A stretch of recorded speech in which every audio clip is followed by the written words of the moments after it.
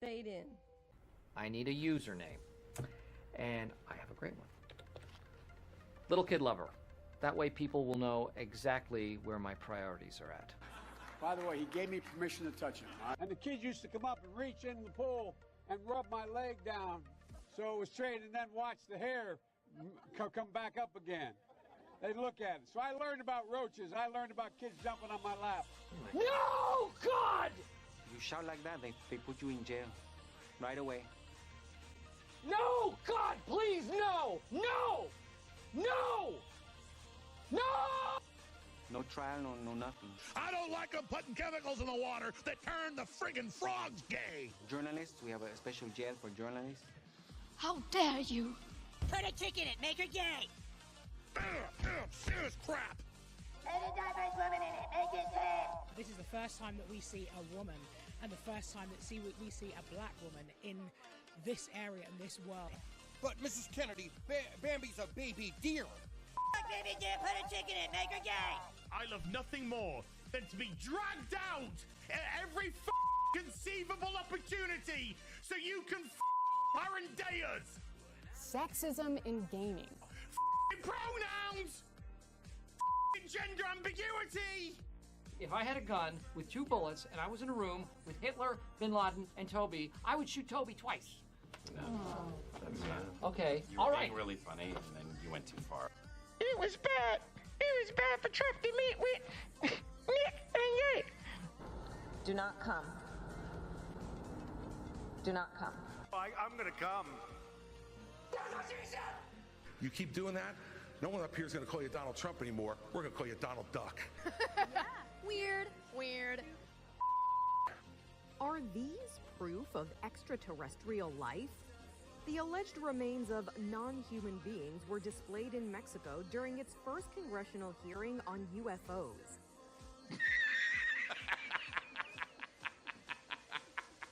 Oh my God! Okay, it's happening. Everybody stay calm. What's the procedure, everyone? What's the procedure? Stay calm! You serious? If you don't like it, don't watch it.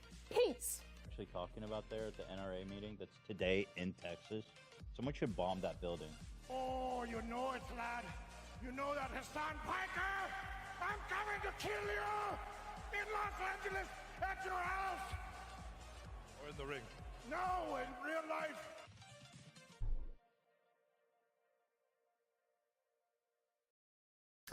Hey guys, happy 2024. Honest to God, I can't believe we're already here. Like, you know, I remember doing this last year, staying up late with the kids and midnight and doing a toast and balloons and watching the fireworks. The Space Needle over here in Washington looked like it was about to blow up because there was so much smoke around it. Like there was a ring of smoke and clouds and shit and you couldn't see anything. And honestly, I was expecting to be more mentally prepared to have a new year because, you know, it's one of those things where like 2020 leading into 2021 was such a weird time that we kind of feel like every time now that we have a new year that, okay, it's going to be better next year. It's going to be better next year, right? You kind of feel like, all right, so this year sucked. We can do better next year. I feel like most of us are giving up. And at this point now, it's kind of like, if we make it to next year, I'll be happy. It's like our expectations aren't just lower. We are like literally bottom of the basement, no expectations at all. Like if I'm not homeless and my kids are fed, I'll consider that a win at this point. Which is, you know, fine, I guess. Kind of sad that that's where things are at. But it's definitely been a weird year. It's been kind of a culmination of everything we've been experiencing globally, locally, over the last couple of years. Ever since 2019, 2020, lockdowns, COVID, all that, it kind of feels like everything that we are experiencing now has just come to a head. Where people are so like tribalized and at each other's throats and everyone's like losing their minds, and it's sad. It's really sad that this is what it's come down to. But that being said, I don't want to focus too much on like the political news related stories. I've got some of them. I've got like 25 tabs open here because 2023 had a lot of stuff, and I'm forgetting dozens. There's literally dozens of moments I could have like focused on tonight. But I've just kind of gone through the last 2 days and gone through moments, things I did videos on, things I've talked about, things that kind of stuck out to me. And we're going to kind of focus on those. That being said, if I missed any along the way, you guys feel free to throw one out there. Remind me of some if I've forgotten any that are, significant. Hey, Tucker, stop smelling your sister's butt. That's gross. Sorry, cat's over here doing cat stuff. All right, so I was looking at this article here, kind of inspired by this, and it's the 20 biggest culture moments of 2023, and this is from The Independent. And again, as you'd imagine, they kind of push a lot of the pop culture side of things, which is fine. I mean, most things are downstream of pop culture. Things like Jeremy Renner getting hurt, Rihanna at the Super Bowl, Gwyneth Paltrow hitting the slopes, hurting. I think that was a court case where she hurt somebody, or I can't remember what it was. It was some rant. I couldn't care less about Gwyneth Paltrow, so I don't even know. Philip Schofield on This Morning. The dude over in, I think it was the UK, right? ITV, that had an inappropriate relationship with like some underage employees or something. Chris Pratt's toenail. Like, these are, you want up here, Ivy? All right, come on. I now have a cat on my desk. Not that you can see it. So these are some of those moments that, I don't know, they're significant, but nothing really, I don't know. For me, none of these really stuck out. Barbenheimer, that was a big deal. Kim Cattrall, come on, this woman's like 70. No. All right. Matthew Perry, that's the only one that I didn't pull out of this that I should have, because that was pretty significant for a lot of people. Death of Marvel, Grand Theft Auto, we're going to talk about those ones. So let's start with the list that I've put together. Like I said, I've got about 24, 25 tabs open here. And for me, the ones I have, by the way, we are currently on Rumble.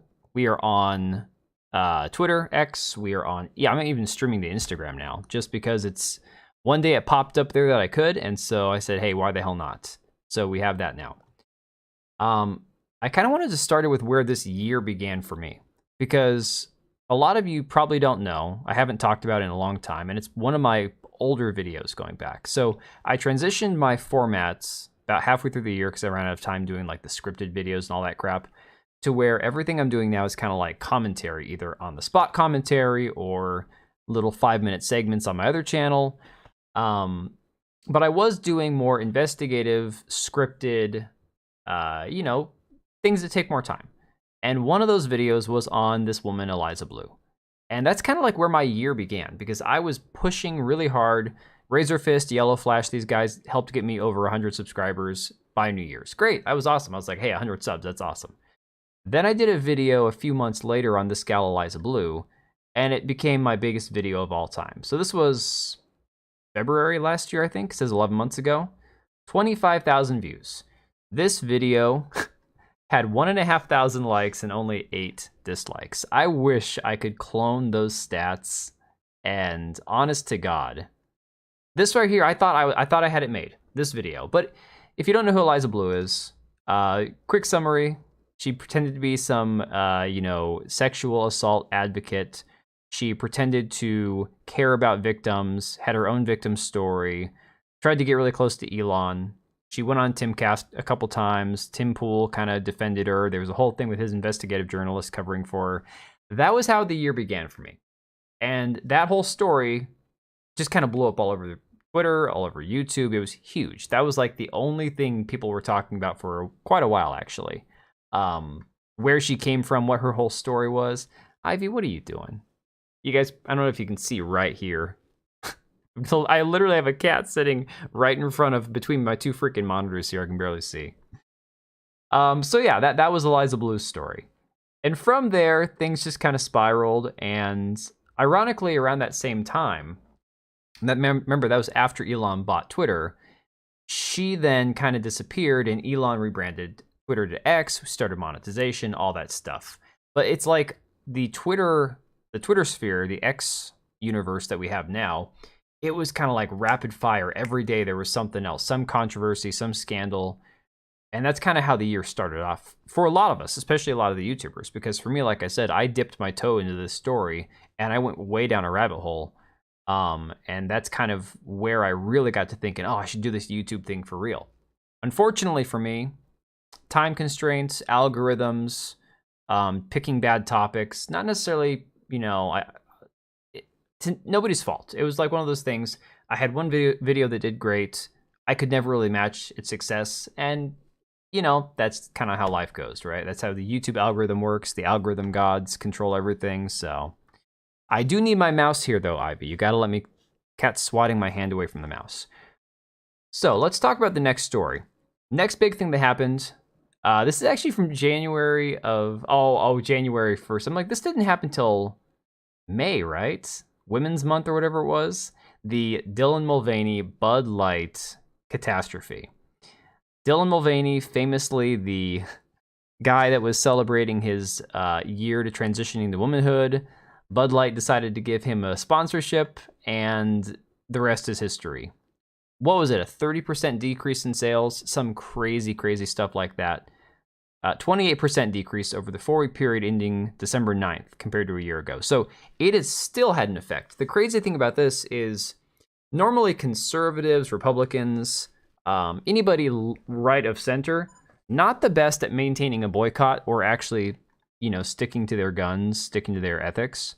This thing here, though, kind of like the Target Pride Month fiasco that we saw during June of this year, which a lot of us, we dipped out. We said, no, we're not shopping at Target anymore. And until about December, we stuck to that, to be honest. We had to go get a couple things for Christmas at Target, but I went June through the end of November without buying a single thing from Target. So there are successful ways to boycott, and this Bud Light thing this year definitely showed that. So I'm kind of hoping we can take this energy into next year.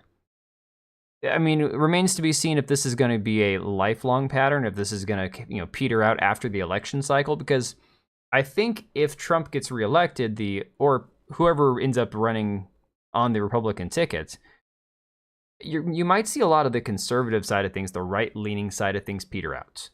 Who knows? Maybe this energy will keep up. Maybe it will intensify. I have no idea. No way to predict that. Another wonderful thing that happened this year was the writer's strike. We went 148 days. 148 days where writers were not able to write new material. People were not able to promote movies. We didn't have to hear about, mindless crap from celebrities about their stupid films that nobody wants to watch. It was pretty awesome. And to be honest, the funny thing is, this one ended with the writers basically cucking to the studios, not getting any real, demands met, other than a few things about how many writers were in a writer's room, and some temporary assurances that they're not going to get replaced with AI. But to be honest, Ivy, what are you doing? That's my water bottle. They didn't do a very good job of it, because it seems like we are only a few years away from AI completely replacing these people. And I think their deal the current deal they got only goes through the next 2 or 3 years. I could be mistaken. It might be longer than that, but I think the deal that they got done only goes over the course of a couple years. But the way this is going to shape out, we are going to have a lot less movies and TV shows this year, which honestly is not a bad thing. Maybe that'll help teach Hollywood a lesson to actually put quality over quantity, because lately, quality has not been there. Oh yeah, so talking about Elon Musk. So this year, Twitter launched ad monetization. And to be honest, as somebody who's received a tiny, tiny bit of that, it was a good idea at first. I don't know long-term how good the idea is. Because if I'm being honest, there's a lot of crap on Twitter, a lot of things on X, I should call it, that are nothing but engagement farming, and honestly, it does incentivize people to share misinformation, which I hate saying the term misinformation, because typically that just means things that people don't like saying. What's up? Hey, Aiden? Kids are sleeping, I guess. I don't know. It does incentivize people to jump on the bandwagon of sharing the same material over and over also. That's another thing I've noticed on Twitter, is one person shares a video. I had a screenshot of it, I should have brought it up, where one big account shared a video of a woman with, I can't remember what the text said above it. The next person shared it 45 minutes later and literally copied and pasted what the person said. It was a word-for-word quote of the person's original post, and it wasn't a quote tweet, it was an original post. So people just, I've got mixed feelings about Elon. I've got mixed feelings about how long this is going to last. We'll kind of get into the ad side of it in a little bit too. But I don't know if this has any longevity. I kind of want to be like, okay, well, we'll enjoy it while it lasts. Like, I can't complain too much. We'll make the most of this while we have it. But if we're thinking about this realistically, I don't know how long the ad model they're using on Twitter can actually last. But that's going to remain to be seen. That's going to be one of those predictions for 2024 that we're going to have to wait and see how it shakes out. Then we had the Twitch policy. This is not in order. This is just in order of things that I found and just kind of lined up for tonight. So this is definitely a more recent story. Twitch rolled back their artistic nudity policy shortly after updating it because of all these people that were freaking out about the content on Twitch, which is supposed to be a young adult to, adult gaming platform. And people, I mean, the thing about Twitch that you got to understand, first and foremost, it's supposed to be for live streaming video games.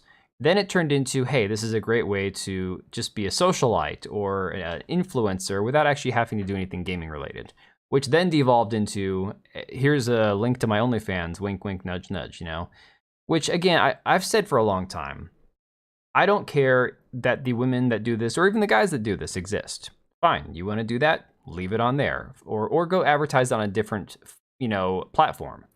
Twitch should not be a platform that caters to people that direct people to an adult website. I find that so disgusting. It's so wrong. You have such a young audience on Twitch. Yes, they're going to find that kind of material anyways. But you're incentivizing these people to push this on young adults, many of them under 18, and guide them directly to their other website. I mean, I would imagine that there's got to be some sort of legal problem with this, but needless to say, Twitch decided, okay, so we've been banning people for a lot of ambiguous things. Let's just decide, hey, anything goes, as long as you call it artistic. And then that lasted 2 days, and they had to roll that policy back. So kind of Twitch owning themselves. Did Kick start this year? I should have looked at that. I cannot remember when Kick streaming started. It might have been the beginning of this year, because I think that's when I signed up. I mean, Kick has been eating a little bit of Twitch's lunch money. I don't know. To be honest, I don't think Kick long term is going to replace Twitch. I do think they are financially hurting them. But moving forward, I don't think Kick is really that much of a threat to Twitch. Maybe I'm wrong. Maybe we'll see how that works out. Another recent controversy, the completionist. Gerard Khalil, a guy who's been around for a long time. He was on the reboot of G4, which epically blew up. Pretty amazingly, spectacularly with Frosk. And he's been recently exposed, his foundation, as not donating $600,000 that they were supposed to donate. There's a lot of controversy about whether the money was there in the account or not, why they hadn't donated it. Long story short, eventually, I think it was about 2 weeks ago, the money got donated, but they're probably still getting looked into, which is sad because this is one of those situations where you wanted to think everything was being done with the right intention, and unfortunately, it very likely wasn't. So be very careful who you give your money to moving forward, especially given the fact that charities, a lot of charities, most of the money you donate doesn't even go where you think it's going to go. A lot of it goes to pay CEOs. And the thing, I actually had a conversation with a few people last year who are in India, because America, if you look at on the statistics for how much the United States gives to India, it looks like we give them millions of dollars in aid every year. You talk to people in India, they say, well, we don't get any of that money. It goes through an NGO and then back to the politicians in the United States. Okay, do not claw my chair. I got one cat on my desk and the other one begging for attention. Come on, guys. So yeah, unfortunately, most of the time, big charities, global charities, don't actually deliver the money where they're supposed to go. And this is a smaller charity. This was $600,000 over the course of 9 or 10 years they collected it. But what's sad is the fact that a lot of people who probably didn't have very much money to give donated to this, and the money just sat there going nowhere. So we'll see this year now if there's any further information, but I think this story might be wrapped up Who knows? It was pretty awful stuff, though. Speaking of like gaming, the gaming world, a few big controversies this year. People didn't like the fact that this game, 6 Days in Fallujah, I think it was, actually has like realistic combat, which is, I thought, been a thing for a while. But the bigger story is Hogwarts Legacy. People could not separate the art from the artist. And when this game came out, they threw the biggest shit fit over the fact that it's supposedly transphobic because J.K. Rowling, the author of Harry Potter, is so, supposedly transphobic, which all that means is she didn't want men in the ladies' room. That was it. That was her big crime. The woman is liberal, super feminist, super woke, but they couldn't stand the fact that she simply thought male and female biology were different, and that somehow made her public enemy #1. So definitely not a good year for pissing off the Alphabet Mafia because they were aggressive this year, let me tell you. Oh yeah, recently another controversy, Day Before, a game that was the most wishlisted game on Steam, launched just a few weeks back. God, it was, 3 weeks ago it launched? To very bad reviews. The game apparently was not a real game, not finished. They charged, I want to say, $40 for it at launch. And then, like 2 days later, the developer said that, oh no, we have to shut the servers down. We can't afford to keep this going. When the reality is they probably made over $1 million on this game. They sold, I want to say 40,000 copies on Steam. At least that was the peak concurrent player base. It could have been more than that. At $40 a pop, that's a lot of money. But yeah, another disastrous scam game, which unfortunately, it seems like this one here is not a mobile game, but it seems like most mobile games these days are all scams. So again, be on the lookout for that too. Now, of course, we're going to touch on this again later. Starfield, the gender controversy about it, the pronouns, the state of the game. If you recall, the old Blizzard developer, Grumps, he pointed out on Twitter that the loading screen, the menu screen, looked pretty bland. Not exactly the most fancy, polished-looking thing, and he said it's indicative of a game that's rushed and unfinished. People roasted him alive. They're like, dude, games always have boring loading screens or boring start screens. That's complete crap. You don't know what you're talking about. Well, turned out he did, because the game now has dropped off by like 90%. Nobody's playing it. Everyone's saying that Starfield sucks now. It's boring, it's lame, whatever. It's like, hey, maybe he was right. Then there's the heel versus babyface involvement, which we'll talk about in a little bit. We'll get to that. Game of the year went to Baldur's Gate 3, which, to be honest, I have no problem with. I didn't play it. I did some early digging into the game. I talked to friends of mine that played it. And the reality is, it seems like what it boils down to is Dungeons & Dragons has been co-opted, a lot like Warhammer is trying to be, by a lot of woke people. That doesn't mean Baldur's Gate 3 wasn't a great game. But it definitely feels like it was a combination of get people hooked on the gameplay in Act 1 and then push the wokeness in Acts 2 and 3, which is what a lot of people say. It's like, well, the wokeness didn't really kick in until the second half of the game.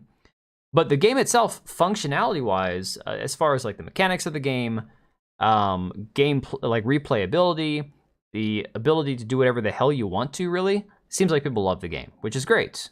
And so it seems like the game was deserving of getting Game of the Year. I mean, I kind of feel like Tears of the Kingdom got shafted a little bit, but hey, I get it. Nintendo has more of a... Nintendo's huge, but they still have more of a niche appeal because their games aren't on PC unless you have an emulator. So I understand when a PC game beats a Nintendo game for Game of the Year. I get it. Accessibility and all that other stuff, I understand. So then we had the GTA 6 trailer, and unfortunately, look, I don't play GTA, and honestly, people took my video on GTA 6 the wrong way. I don't know why people were attacking me over it. I'm like, look, I have no opinion on GTA. It looks like the game, if you like GTA, it looks fine. It looks like a decent game. I don't think there's anything subversive or hidden in the trailer, like some people were saying there's wokeness, this or that. I'm like, it just looks like a GTA game. But of course, there's controversy because you can have the first female playable character in GTA. People thought she was trans. I'm not sure where they got that from. Then you have the large presence of brown people in the trailer, which the game is in Miami. And if you talk to anybody from Miami, it seems like there's a large percentage of brown-skinned people there. So I'm not entirely sure how this game's trailer created such a stir. Like, okay, you have Yellow Flash here saying, I don't get how the GTA 6 trailer's woke. I thought it was fine. And this guy's like, everything's woke now. Nothing can just ever exist and be good. I don't know if Meme Bastard was being sarcastic or if he was being literal. But somebody else down here says they're transvestigating GTA 6 characters now because, this literal tweet here, the screenshot here shows that, where's this at? Is this a GTA 6, is this GTA 6 biatch a transgender F this woke crap? Okay, so yeah, people honestly thinking that the character for some reason is transgender. I don't know why. The character, not the most like beautiful feminine. There are people who are like hardcore simping for this NPC or this playable character. I'm like, she looks fine. I don't think there's anything like crazy hot about the rendering of the character, but she looks fine. Feminine, all that good stuff.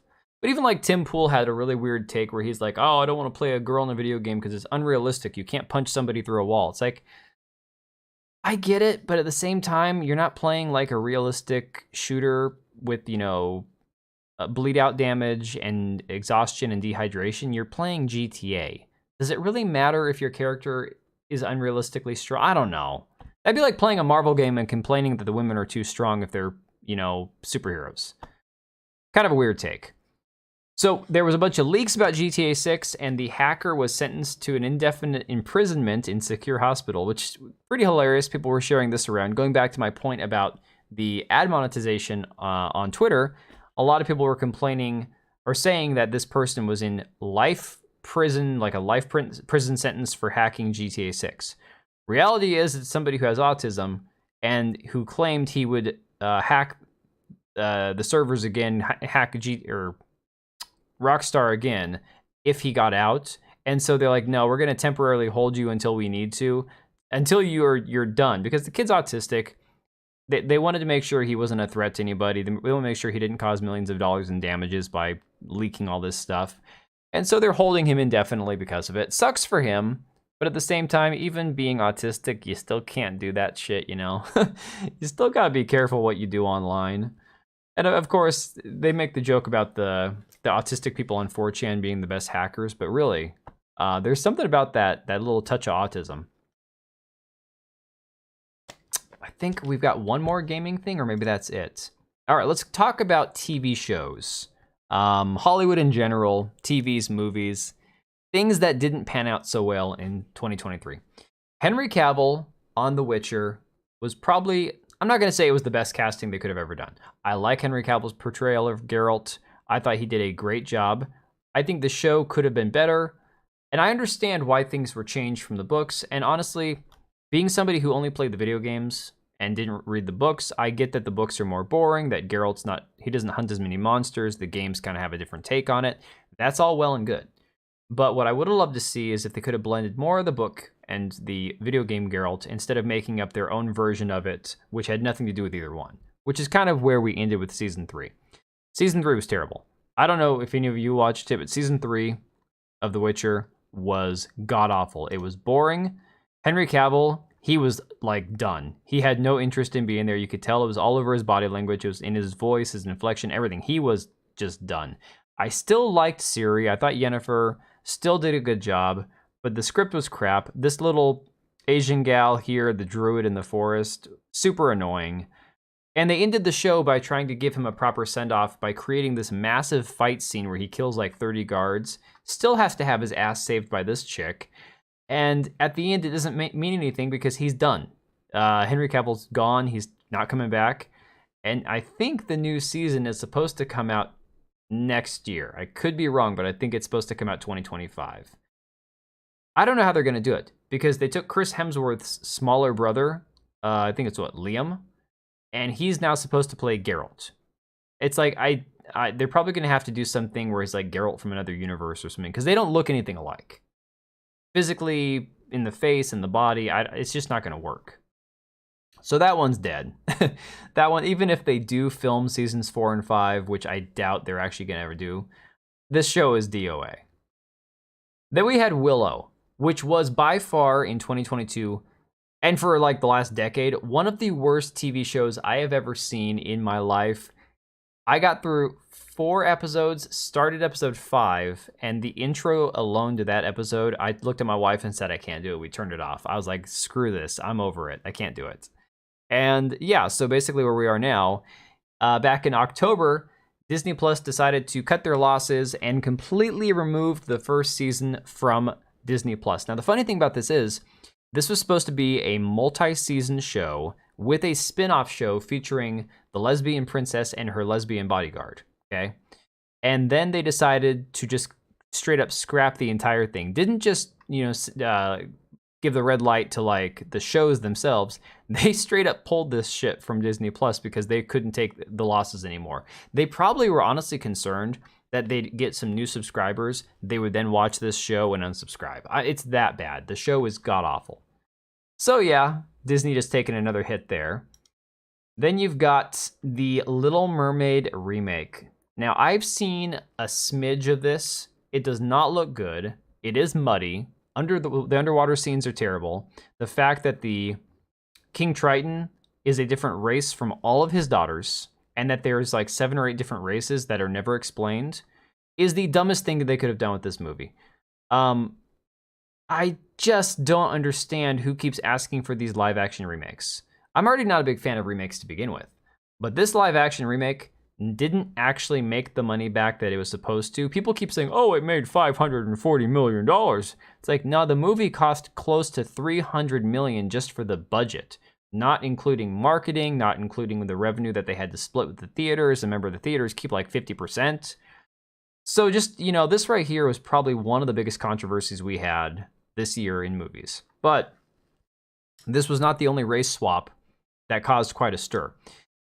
Director X, some music video director dude, made probably the worst show. I mean, it might have been worse than Willow, except I didn't watch this one. I laughed. I made a couple videos talking about it.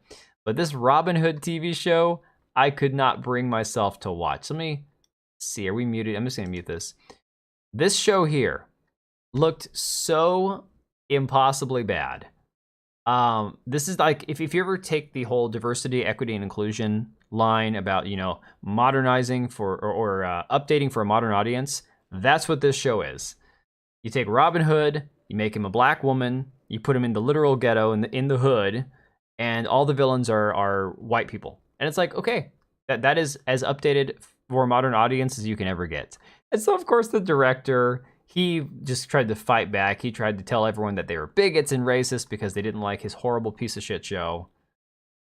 Then you have the BBC reporting on a Netflix depiction of Cleopatra as black, and that was a big one. This was a huge one this year. Cleopatra being fought over as somehow being black, when all historical evidence literally points to her being of Greek Macedonian heritage, which would look nothing like a sub-Saharan African. But for some weird reason, people left and right, there were people who had like, oh, my grandmother always told me, Cleopatra was black. It's like, whose grandmother tells them the race of somebody who's been dead 2,000 years before?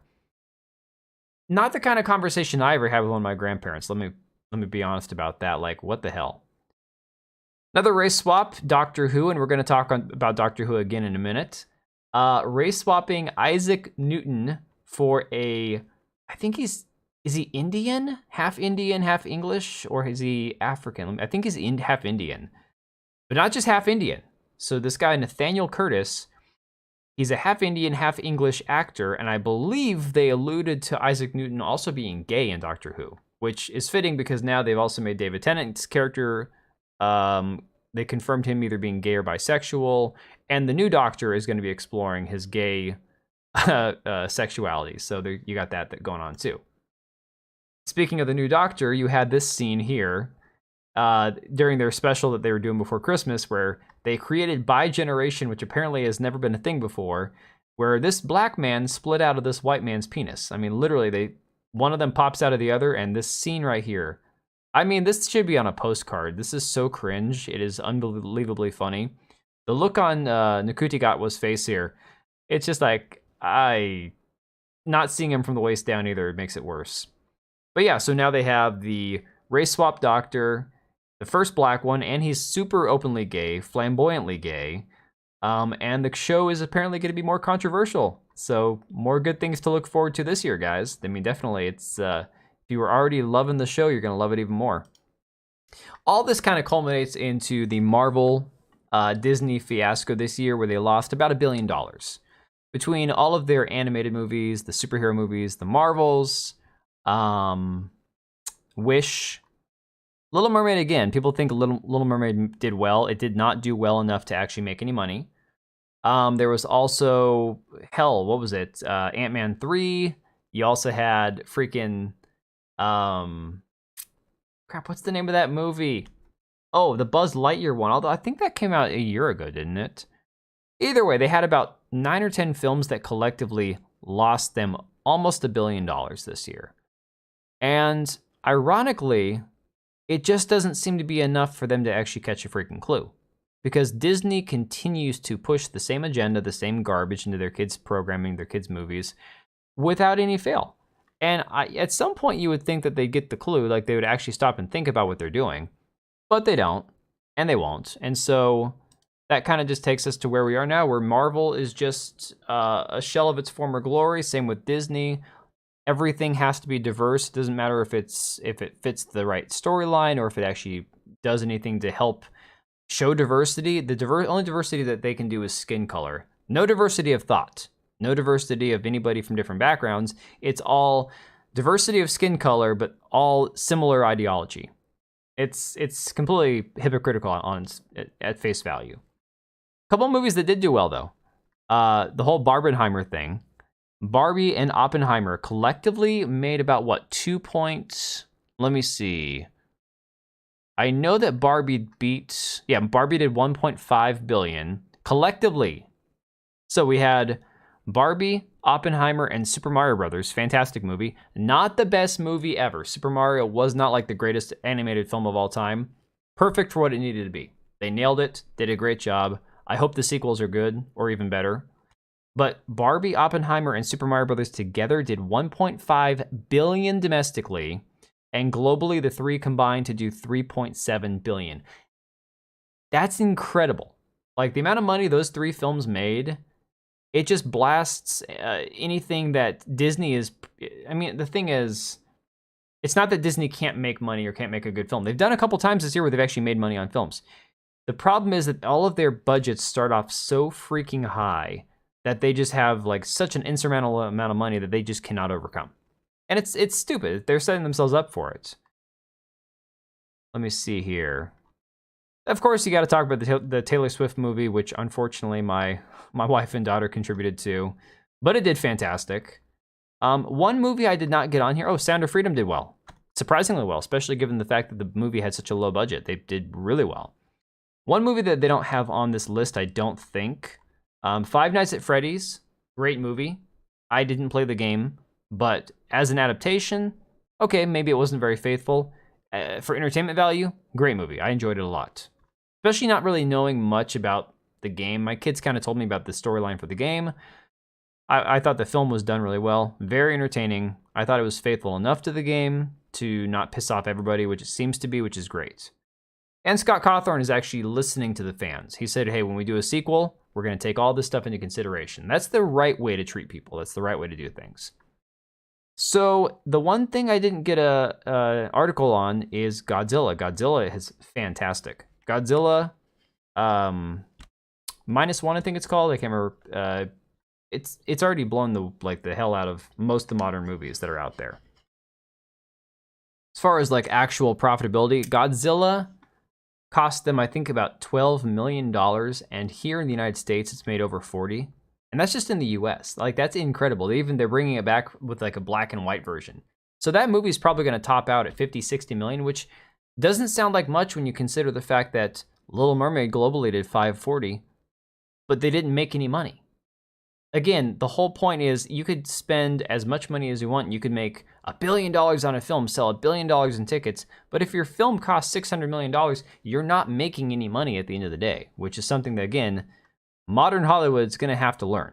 They're going to have to figure out how to tell a good story instead of just spending all the money on all the big names they can and all the effects that they think they need for a film. Now let's get weird. Let's talk about some news articles from the year. Okay, this one here, I still don't know how this story got out there as if it was a real thing. I did a video talking about it only because it was so humorous. The Mexican Congress held a UFO session featuring a Peruvian mummy. And again, I still don't know what they've done to prove or disprove whether or not these are actual Martians, but they had a whole congressional hearing about these little guys. Do I have a picture of it? Let me see if there's an actual photo. Let's get to the actual mummies here. Yeah, so they have these little aliens in these boxes, right? Supposedly aliens. And they had these little coffin things that they found them in or put them in. And they just look they look like little shrunken human beings. But they were claiming that they were actual UFOs and that they had completely different DNA and genetic sequences than humans. And it was material that had never been seen on the planet before. And they couldn't possibly be humans. And it's like, all right. Despite the fact that, you know, this should shock people, honestly, I think even if they were real, most people just don't care at this point. I think we've gotten so used to the idea that, you know, anything that we thought wasn't real could be real at this point. It's like, hey, why the hell not? Sure, aliens. Let's do it. Why not? Then we had Tucker Carlson getting fired from Fox. And of course, if you look at this article from Vanity Fair, it says Fox News fired Tucker Carlson after discovering he wasn't just playing a racist on TV, among other things. Again, it's really easy to say, oh, he got fired because he was racist. So it's like, no, he got fired because the guy that owns Fox News didn't like him very much. But he went on to go do his live show, his recorded show on Twitter, and now it seems like he's going to be starting his own news company, which is going to be pretty exciting. And I know a lot of DeSantis people are pissed off at Tucker because Tucker was critical of Ben Shapiro, and for some reason that means DeSantis people need to hate Tucker. Well, I guess because Tucker is pro-Trump, that means that people who, you know, the whole thing between DeSantis and Trump, I'm really sick and tired of it. Guys, I don't mind the two of them bantering. I'm going to vote for either one of them that's on the ballot. It's like, this is what people need to get through their brains. People have become so tribal, not just between Democrat and Republican, but within each party, that they can't fathom the idea that if it's not their guy, they're just going to give up on the whole thing and say, I'm just going to blow the whole system up because I don't want to vote for that other guy. It's like, that's not helping anything. It's really not helping. Speaking of elections, we had Javier Milei, Argentina's far-right outsider who won presidential election. And the memes about this guy have been fantastic. I don't know if you've seen them, but the memes about this dude are straight up fantastic. He has done more in the first month of being in office than any American president has ever done. And again, people are pointing to him being a globalist, saying that he's actually part of the WEF or with, you know, part of the global elite or whatever. And it's very possibly true. I don't know. It's possible that he has connections and he's not honestly gonna be the guy that Argentina thought he was. But if you just base it on his actions currently, he has still done more to dismantle unnecessary bureaucracy in Argentina's government than any politician, left or right, in the US has ever done. It's unbelievable. That's my mouse, Ivy. The cat's chasing the mouse now on the screen. So yeah, Javier Milei, and that was after, who was it? Was it Poland or Hungary elected some far-right guy? I think it might have been Poland. I know that people don't like Hungary's president, and I get it. Hungary's kind of a, I don't want to say backwards country. I just know that they're a little bit more traditional than the Western open accepting world. So maybe that's what puts the target on their back. I don't know. Then there's this scumbag, Sam Bankman-Fried, a guy that basically lost billions in cryptocurrency, I think it was. I know it was way more than just millions. Yeah, he was convicted of, well, I don't know if he was convicted. He was convicted of certain charges, but long and the short of it is he donated like $50 million to the Democratic Party in, I think, just 2021 alone, I think it was. This dude has big time money. His family's filthy rich. He's filthy rich. He and his little ex-girlfriend, they defrauded a whole bunch of people, lost billions of dollars in currency. He has been convicted, has yet to be sentenced, and they just recently dropped charges on him. Not all the charges. He's still going to be sentenced for the ones that he was convicted on. But I think they just dropped like 5 additional charges saying that they were unnecessary. It's like, look, if this was anybody else with a different political leaning, they'd be looking at 10 life sentences in prison for pulling this kind of crap. But I could be wrong. We'll see how sentencing works out. I mean, I kind of feel like just like the Epstein list that's supposed to be coming out that we're not supposed to talk about, this is not going to go the way people want it to go.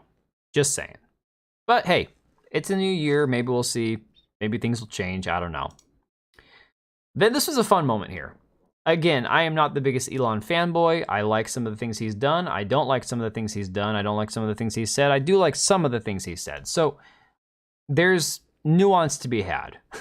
But this is the man that when they were asking him what he's going to do about the advertisers leaving Twitter, the big companies who were pulling advertising saying that Twitter's full of hate speech and they can't put their stuff on there and all that, he told them all to go F themselves. Brilliant. I love it. Great. That's the kind of energy you want. Yeah, he said, well, then don't advertise. If someone's going to try to blackmail me with advertising, blackmail me with money, go F yourself. And that's the kind of energy you want somebody in Washington, D.C. to have.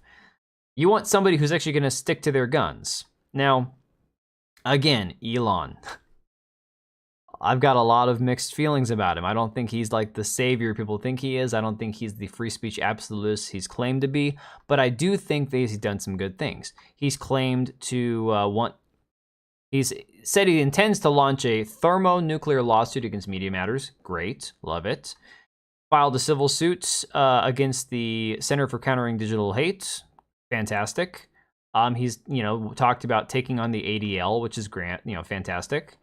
And he's calling for Bob Iger to get thrown out on his ass and replaced as the CEO of Disney. I mean, he's saying a lot of the right things. But again, it's really easy to say a lot of the right things when you're not the one whose ass is on the line. So again, is Elon legitimately authentic about any of this stuff? I don't know. I'm not going to hold my breath. It could go either way. This moment here, I'm going to see if we have the audio. This Chris Christie moment, speaking of politics, might have been the cringiest single moment of the entire year. And honest to God, I don't know anybody who actually likes this guy. Anybody you talk to in person, online, and with your friends and family, on Twitter, on Facebook, nobody likes Chris Christie. It's kind of like Nikki Haley. These people who, where is their actual fan base? Where are their fans? Who supports these people? They're just, I mean, look, Chris Christie lives in this current moment in the political world that he's in to basically, he's the anti-Trump, right? Looks like Nikki Haley exists to fight with Vivek Ramaswamy. Chris Christie exists to attack Trump, but Trump's not responding, so it just makes Chris Christie even angrier. And so he has spent the entire time in these presidential debates doing nothing but attacking Trump and then going after Vivek because Vivek, defends Trump. And let me see if there's a video of this line right here. Oh, yeah, here we go. People are threatened there. We need it in our rural areas. People feel threatened there. And we need it in Washington, D.C. also. And Donald Trump should be here to answer for that, but he's not. And I want to look at that camera right now and tell you, Donald, I know you're watching. You can't help yourself. I know you're watching, okay? And you're not here tonight. Not because of polls and not because of your indictments. You're not here tonight because you're afraid of being on the stage and defending your record. You're ducking these things. And let me tell you what's going to happen. You keep doing that, no one up here is going to call you Donald Trump anymore. We're going to call you Donald Duck. Single most cringe-inducing moment for me of the entire year. Honestly, there's been a lot. But that one there might be the absolute worst. I don't know who told him that line was a smart idea to say. Like, who honestly told him that line should be uttered? But he said it, and it's out there, and it's great meme material now. Oh, hang on, my camera's shutting off. One of these days, I'll get a real camera. Well, I say real camera. I have a real camera, and that's the problem. I mean one that's appropriate for streaming. All right, so the second most cringe-inducing, honestly, could have been Rachel Zegler with her weird comment, right?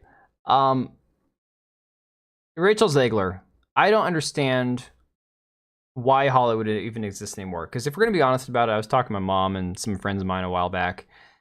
Hollywood doesn't have anybody that can replace, for my generation, for my mom's generation, for my grandparents who are now passed away's generation, there's none of the movie stars that we all had growing up. And none of the people that we have making movies, we don't care about their films. We don't care about them as a personality. We certainly don't like their acting. So it's like, what do we have left? We have a bunch of self-entitled, stuck-up, snobby, activist-minded, elite millionaires preaching at people when they're not making a crappy film, and this is what it culminates in.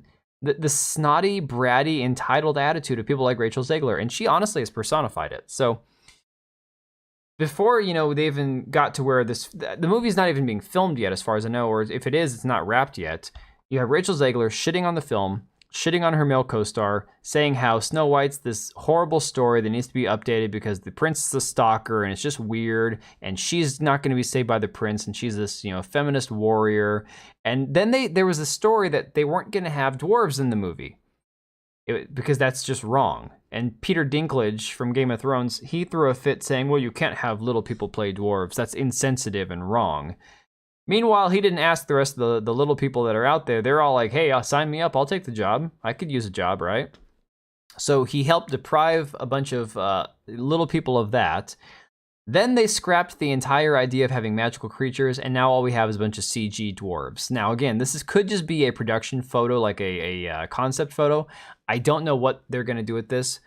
But let's be honest, this film is DOA. This thing is going to lose probably a couple $100 million when it's all said and done. They've had to postpone it. You know this thing's going to cost at least $250 million plus advertising, so looking like 500 probably.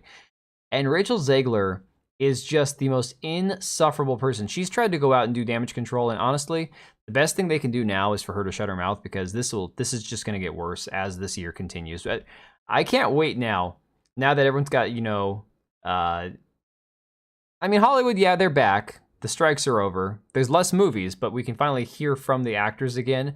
It'll be an interesting year. This was a weird one. I almost didn't include this one, but I remember it being a big deal. The TikTok trend about men thinking of Rome. So if you don't know what this one is, it's a really simple idea. Let me unmute this. It says, ladies, many of you do not realize how often men think about the Roman Empire. I don't want to go to TikTok. Ask your husband, boyfriend, father, brother. You will be surprised by their answers.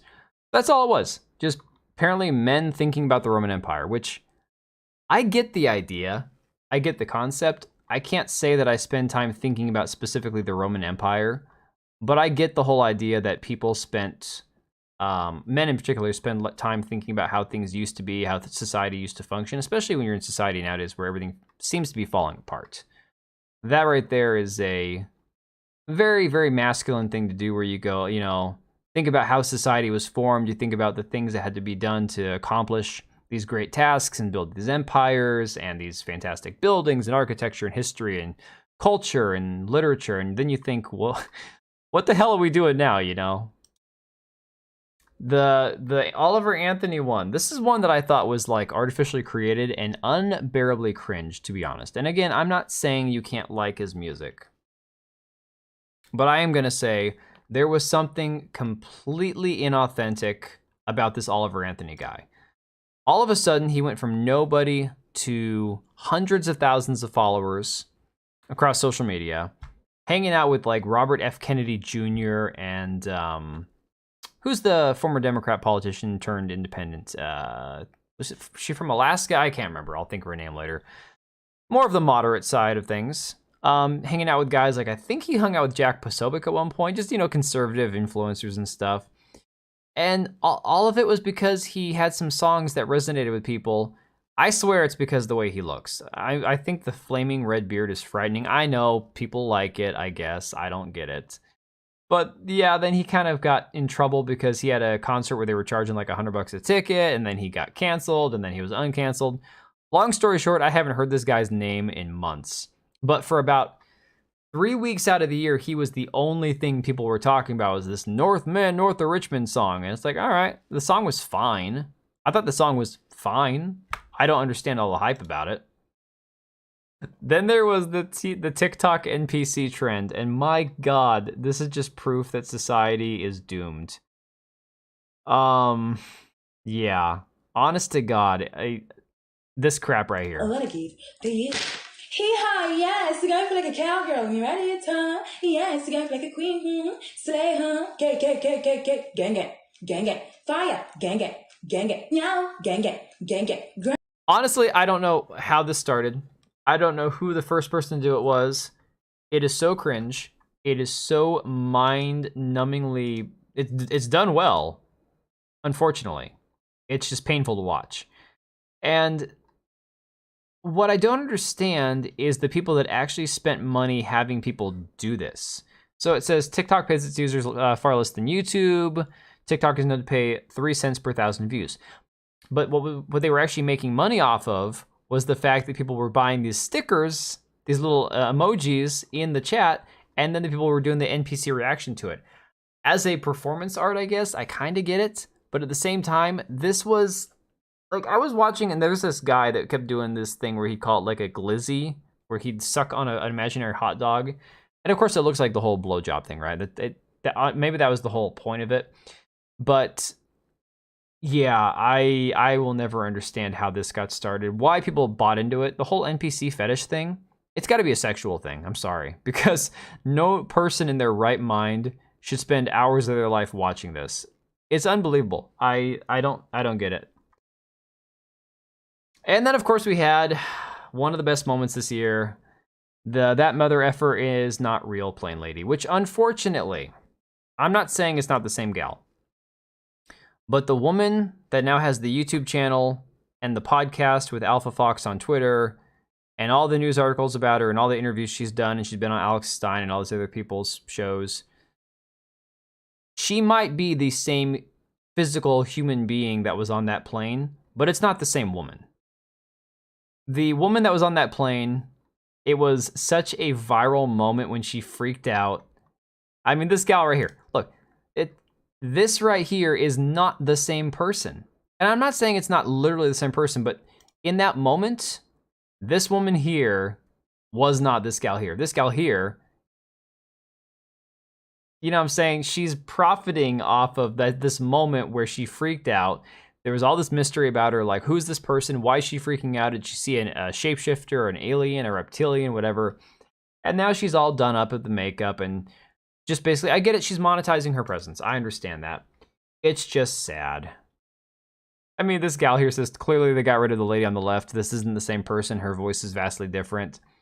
The plain lady has thick hair, while fake lady has think hair. I don't know. What? Fake lady has surgery and fake cheeks. Plain lady is all natural. Okay. The difference is maybe, I don't think the hair looks that different.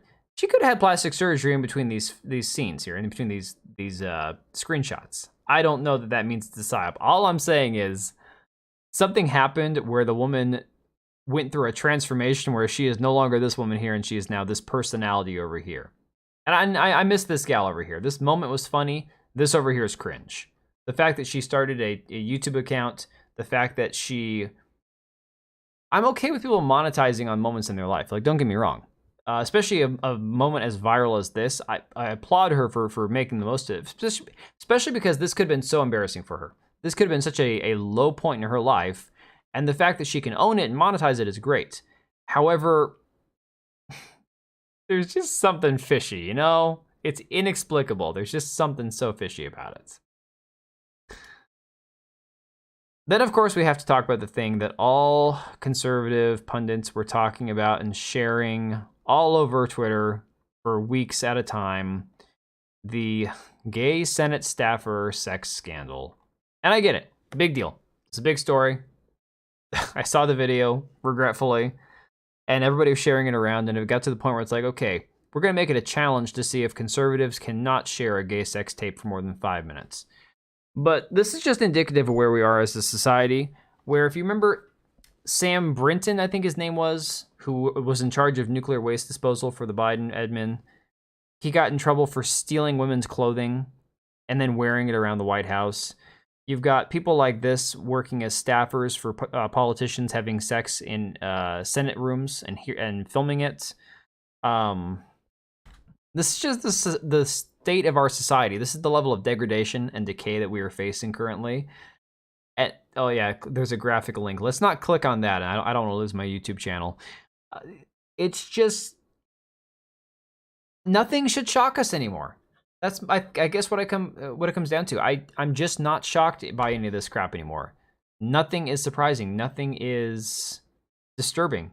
It's like we've seen it all. We've reached the top of civilization. We're on the downward slope. Everything's just kind of like going downhill. And it's like there's one train wreck after another as we're going down, and it's like, oh yeah, seen that, been there, done that. This one though, this is not, this is a more recent thing. Still viral. This kid's tweet got 60 million impressions on Twitter. Body shaming Pierce Brosnan's wife. Now I'm going to be very clear about something. The whole red pill, manosphere, women of worth crap, I don't buy into any of that shit, okay? Reducing people's relationship to whether or not a woman is fertile takes every human factor out of a relationship. Doesn't mean that people aren't biologically wired to want to marry somebody who's young, attractive, physically able to reproduce. Those are your natural biological instincts. But relationships that are built on more than just your basic biological urges, which is every relationship, if you're a normal human being, looks past that. So people can gain some weight, people can have some bad habits, people can have some things that you don't like about them, and you still love the person. You don't say, well, you're no longer biologically useful to me, I'm just going to cast you aside, right?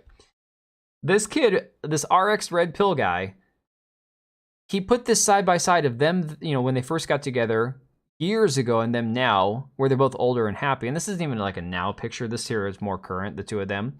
Look, he's old. She's gained a little weight. They both look fine for their age. They both look happy. Neither one of them's like morbidly obese. It's like, give me a break. But he put this up as some sort of like your daily reminder to avoid marriage. And the funniest part is that I actually had a tweet that destroyed this guy. I mean, I ratioed the hell out of him like 10,000 to 1. It was hilarious. But it's sad that here we are in society where this is normal, where idiots on Twitter think that they can look at a presumably happy couple and say, well, she's a little heavy, so clearly he should leave her because that's a deal breaker. And there are idiots across the board reinforcing that belief, and it's sad. And, you know, it's one more thing where I look at society and go, young people aren't dating, young people aren't getting married, people aren't having kids as young. And now you've got a whole crop of people in this whole right-wing red pill manosphere that are advising people, don't ever get married because these people will leave you, the wife will cheat on you, she'll steal your kids, she'll steal your money. It's like, yes, sometimes that happens, but it also happens the other way around too.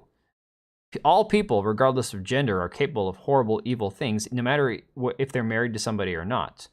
So I just think this is part of society that I'd like to see go away in this next year. I think the red pill thing is dying, but it can't die soon enough in my personal opinion. And that brings me to the final one from 2023. I think the most epic, amazing moment of the year. And of course, it's got to be the Trump mugshot, right? I mean, this was beyond iconic. This right here, it mystified CNN, MSNBC, Yahoo. It mystified everybody because it's like all of a sudden you have this guy who's supposed to be at his lowest moment, former president. They've got 5 legal cases going against him. They're trying to ruin the guy's life. They're trying to take him out, not let him be a presidential nominee. What, Tucker? I'm trying to talk here. Your sister's sleeping. Leave her alone. Tucker. Hey. Leave her alone. Cat woke up horny. Hang on. Stop biting your sister. So in that moment, they thought they had him. They're like, okay, we've got him now, right? And for some freaking unbelievable reason, this didn't hurt him, and in fact, it just made him even stronger. Which is great. It's great to see, because honestly, moments like this could define him. And while Trump is plenty flawed and he's made a lot of mistakes, and even when he was president, he did a lot of things I didn't agree with. And in reality, I'm more than happy to vote for him again, but I'm aware of the flaws. I'm aware of the things that I disagree with. I'm aware of the criticisms I have of him. It's just funny that in that moment, they didn't realize what they had done. It's like if they didn't arrest him, there'd be no mugshot, and they wouldn't be able to take him to court. They do arrest him, there's a mugshot, and they had to know that that could backfire. And it's been proven, because if you look at the polls, every time another controversy pops up, he's more popular. Because I think people are clued into the fact that no matter what you say about him, no matter what your personal opinion is, if you prefer DeSantis, if you prefer Nikki Haley for some weird reason, maybe you got dropped on your head as a baby, I don't know. Whatever the reason is, every time they attack this guy, he becomes stronger. And he looks old. Look, I'm not going to say that Trump doesn't look too old to be president. He's getting older. Biden's a corpse. I'd love somebody more like DeSantis' age to run. But Trump is such an enigma in the fact that no matter how many things he gets wrong, and he gets plenty of things wrong, he still gets stronger the more he's attacked. And whether you like him or not, that is impressive. It's impressive to see. It's incredible to watch.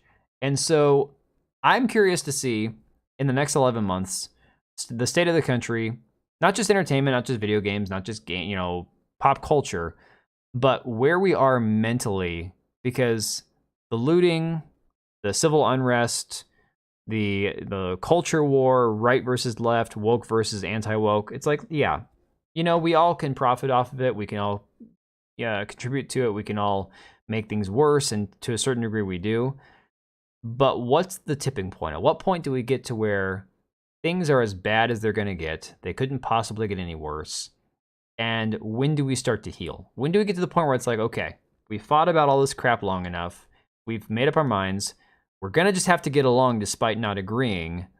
Like, where does it end? How do we get to that point? And I'm curious to see when that happens, because to be honest, I don't see an end in sight. I'm one of these people, I'm probably more black-pilled on 2024 than white-pilled on it, because I don't see a happy ending. No pun intended. I don't see a place where we can all just get back together and get along for the sake of our country, which it sucks, because now you got movies about Civil War coming out and all this other crap, and it's like every bit of this is like programmed. It's like predictive programming. Yeah, we want people to kick off another insurrection, another worst day since the last worst day. Let's make a movie about some global event where people are being brainwashed into being assassins, or there's a civil war because Texas invades California. I mean, it's like enough's enough already. I mean, hell, the Purge movies were the prime example. The Purge movies were predictive programming if I've ever seen it. Because what we're living through in the last 3 years, if you've never watched the Purge movies, go back and just watch the very first one. We are living through what they predicted or programmed into movies like that, where it's like eventually society breaks down to where nobody has any respect anymore. Nobody cares about the rule of law. Nobody cares about possessions, about property, about anyone else's humanity. And all you have is a bunch of psychopaths running around a country where everyone's on edge, everyone hates each other, everyone's polarized based on what political ideology you believe in, or what religion you're a part of, or where you're from ethnically, or where you're from geographically, and it's just going to end badly.